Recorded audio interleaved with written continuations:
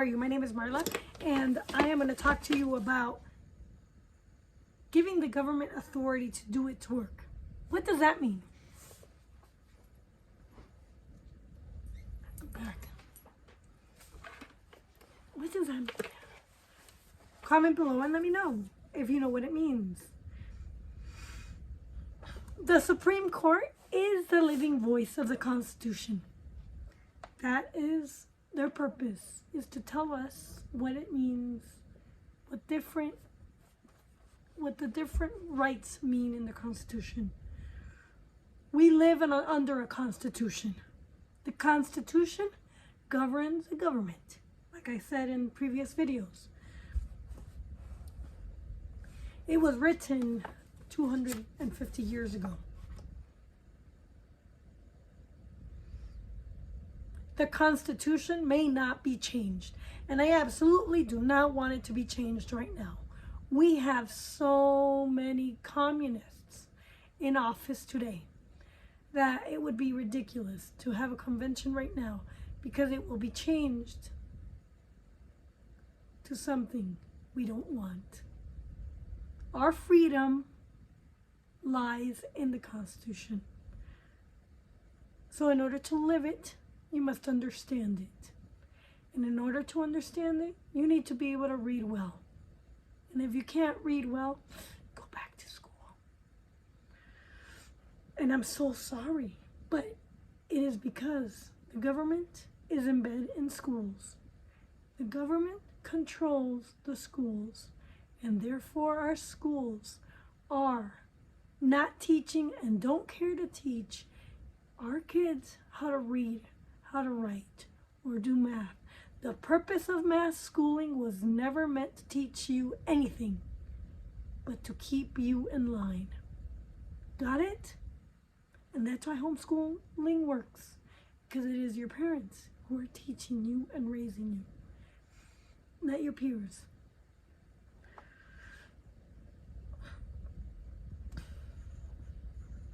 The Constitution is a plan for the United States. The Bill of Rights is our rights that the government may not usurp. The Declaration of Independence is the vision for the new government in America.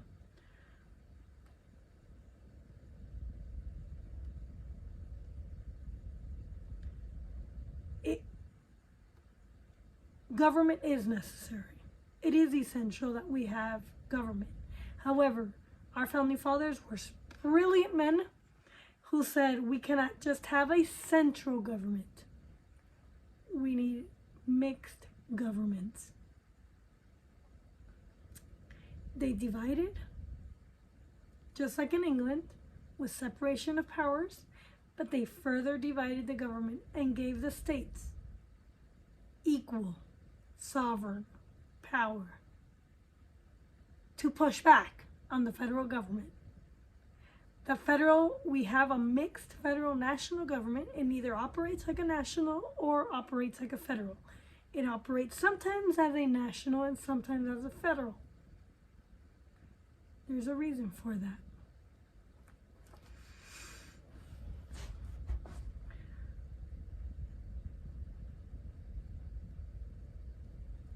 Each individual is the final authority in America. In America, we are not governed by groups.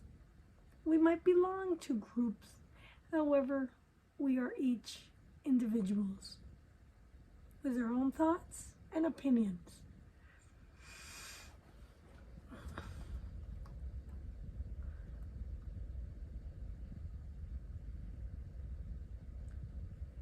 The final authority is God.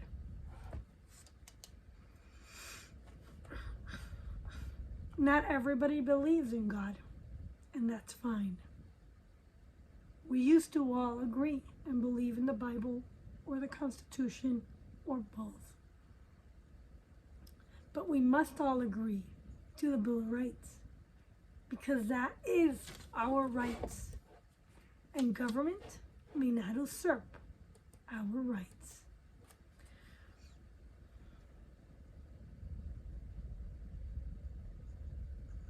The final authority belongs to the individual. We don't need to belong to any group in America to live freely. The main group is the family. That is the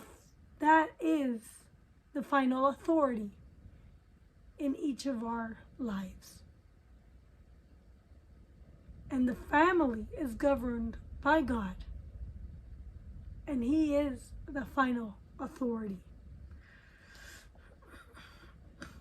We do delegate authority to our representatives, who we hope will listen to each of us.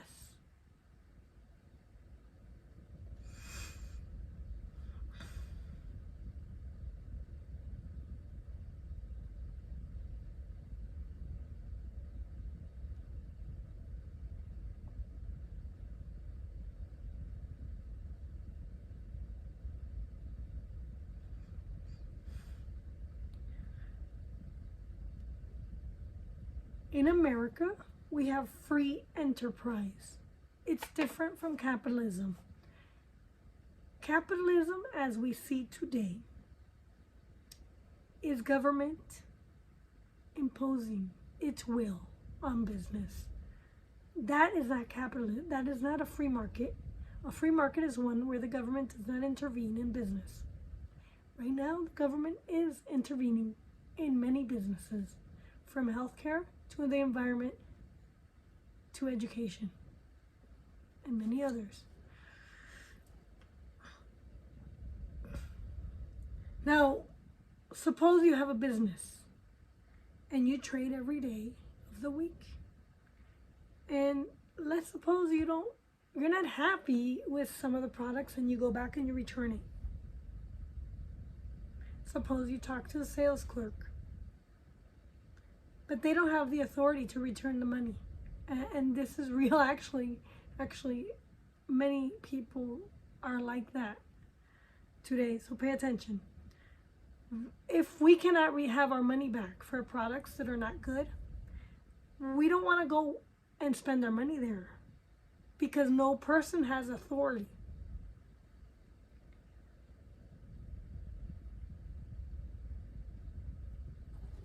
What happens when nobody has authority?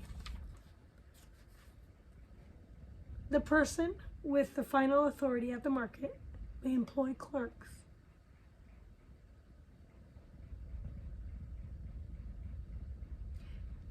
When you employ clerks, you give some authority to those people you employ, or else they will have nothing to do. Period. Perhaps you delegate some authority to sell and authority to keep the books, do the accounting, do the cashier. He sees those who want to return some products. And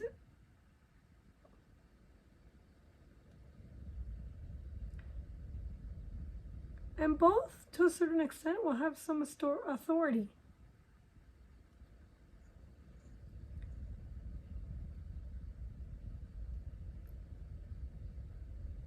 Now, the Constitution works in the same way.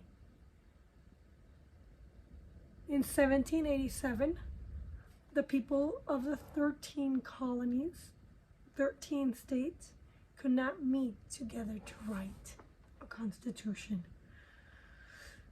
They had few roads. They wanted a better government than the Articles of Confederation. But there was disagreement on both sides. The people had the final authority, but they could not come together to use it. So the people gave authority to some delegates to plan the government that would serve the people. These delegates were among the smartest people. The founding fathers of the Constitution could not accept the plan for the people. They did not have the final authority. They sent the Constitution to the people for a vote. The people selected other representatives to meet in states. I ran for state rep. Meet in state conventions. The people gave some authority to vote yes or no on the new government. The authority, the final authority to accept the Constitution belongs to the people. We, the people, have the final authority in our government.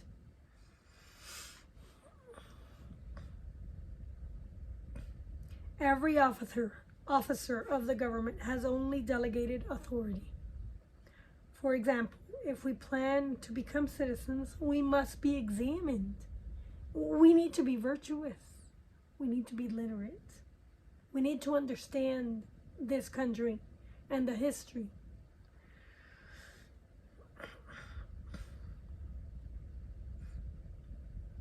We need to understand who we elect. We don't elect parties. In America, parties have no authority. They are given authority, and they are currently running our country without authority of the people. And many politicians are corrupted by that. Groups have no authority. Individuals have the full authority in America.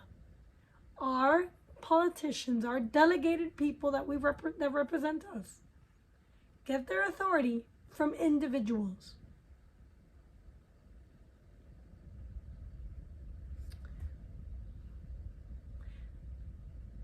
There's a lot of corruption because many special interest groups called corporations or nonprofits are paying money to usurp our individual voices.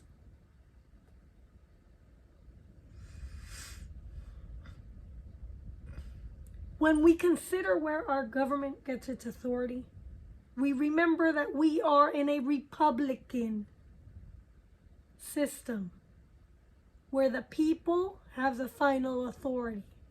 However, we have each of us equal authority. So we are not a mob rule and we're not a democracy. Because each one of us, you, me, everyone, has equal authority in America. That's why we're not a democracy. We never were a democracy. Democracies crumble. They crumble straight into totalitarian regime. Totalitarianism. Groups do not have authority. Only individuals have authority.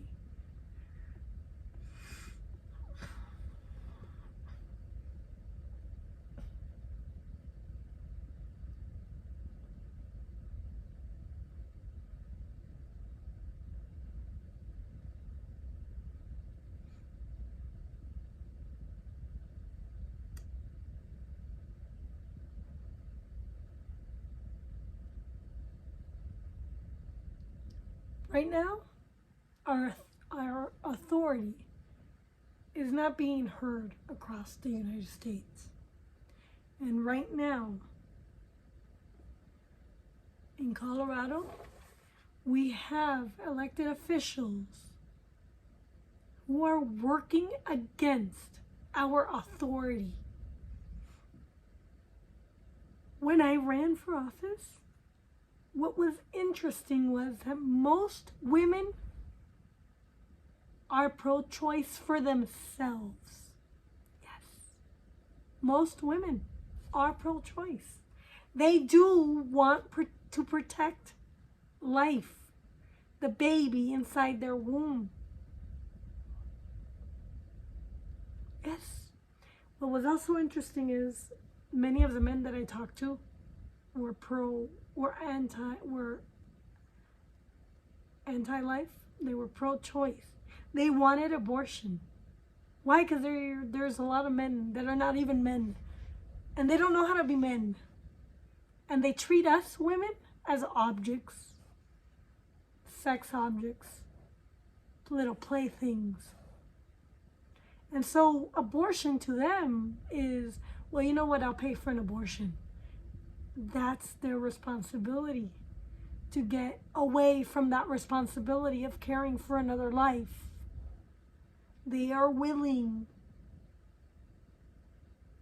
to pay for an abortion to end the life that they created through sex. I'm going to leave it at that because it's a very controversial subject.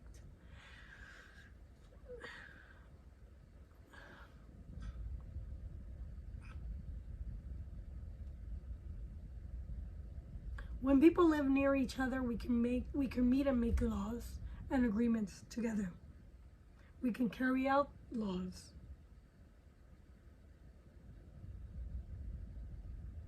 When the laws are not clear, the people could decide what they meant.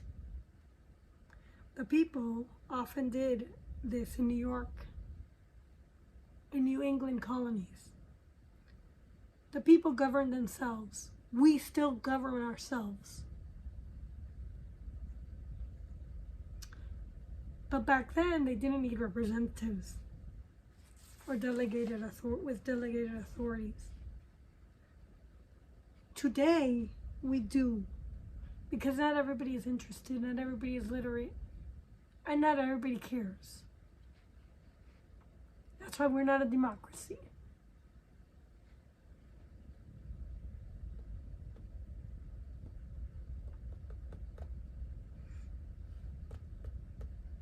Article 1 of the Constitution declares that all lawmaking powers of the federal government belong to a Congress of the United States.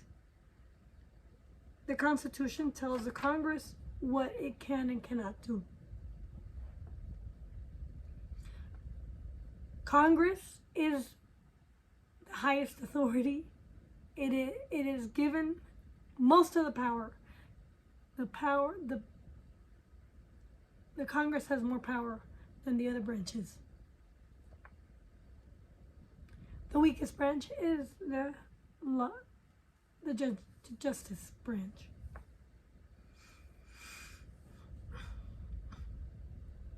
The authority to levy and collect taxes is twofold. In the Constitution, the states have the direct power to levy and collect taxes directly from the people. The federal government was not given the power to directly tax us. Our federal income taxes are unconstitutional, and they usurp state power. The power to tax, therefore, is one of the delegated powers for the state. The federal government has no power to tax us directly. They can only tax on goods and services and businesses and make sure that things are uniform across the board.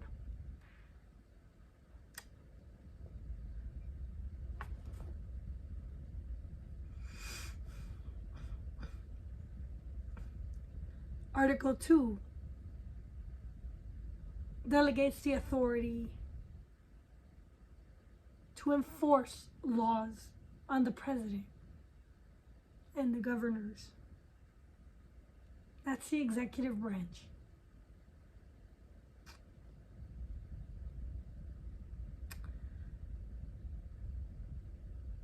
The president or the governor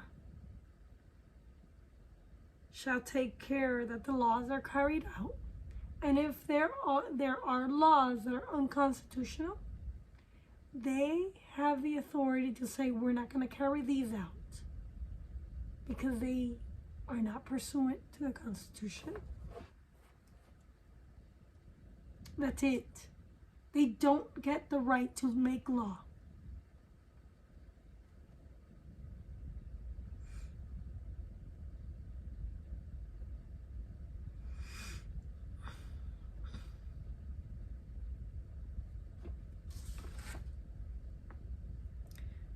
Here's the American creed. I believe in the United States as an American government of the people, by the people, for the people, whose just powers are derived from, given by, the consent, that means the will, of the governed. A republican government, a republic, a sovereign nation of many sovereign states, a perfect union, one and inseparable, always together, established upon the principles of freedom, equality, justice, and humanity, for which American patriots sacrificed, gave their lives and fortunes. I believe it is my duty, my country, to love it, to support it, the Constitution, to obey its laws, to respect its flags, and defend it against all enemies. That's an oath to office. I don't know when it was written, but the people in each town and city want to look after the things that they are concerned with. Thus, the state will try to look to the best interest of all in deciding what authority to delegate the people of certain towns and cities. The state can pass law at any time to add to or take away or take from the authority that has been delegated unless the state constitution prevents it. The government of each town or state or city is organized according to the authority delegated by the state. Within the limits of the delegated authority, the people of the city have the final authority. So in Denver, each person that lives in Denver has the final authority on what should be. If the authority of the people is usurped by the elected, we need to get rid of them somehow. They need to step down.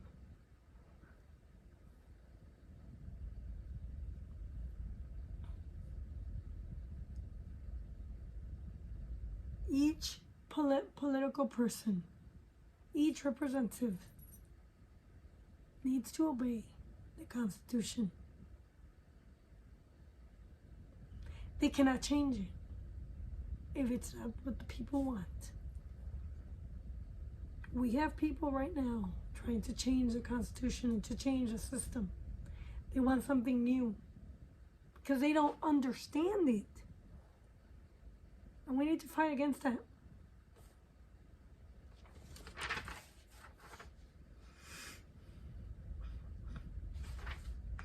And that's why you need to be literate and virtuous. Because if you're not, then they could control you. And you don't want